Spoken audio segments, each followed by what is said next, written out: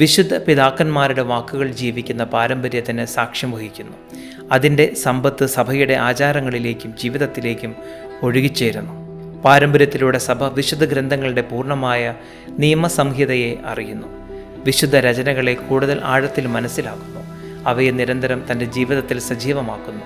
പണ്ടുകാലം സംസാരിച്ച ദൈവം സഭയുമായി നിരന്തരം സംഭാഷണം നടത്തുന്നു. പരിശുദ്ധാത്മാവ് വിശ്വാസികളെ എല്ലാ സത്യങ്ങളിലേക്കും നയിക്കുകയും ക്രിസ്തുവിൻ്റെ വചനം അവരിൽ സമൃദ്ധമായി വസിക്കാൻ ഇടയാക്കുകയും ചെയ്യുന്നു. സഭയുടെ ജീവിക്കുന്ന പാരമ്പര്യം നൂറ്റാണ്ടുകളായി ദൈവവചനം വഴി നിരന്തരം കൈമാറുന്നു.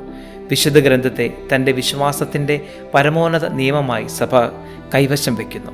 വിശുദ്ധ ഗ്രന്ഥം വായിക്കുകയും വ്യാഖ്യാനിക്കുകയും ചെയ്യുമ്പോൾ അതിൻ്റെ ദൈവിക രചയിതാവിനെ മനസ്സിൽ വയ്ക്കണം. വിശുദ്ധ ഗ്രന്ഥത്തിൻ്റെ ഉള്ളടക്കത്തിനും അതിൻ്റെ മുഴുവൻ ഐക്യത്തിനും വലിയ ശ്രദ്ധ നൽകേണ്ടത് അത്യാവശ്യമാണ്. കൂടാതെ അതിനെ സഭയുടെ മുഴുവൻ ജീവിക്കുന്ന പാരമ്പര്യത്തിൻ്റെ പശ്ചാത്തലത്തിൽ വ്യാഖ്യാനിക്കുകയും വേണം.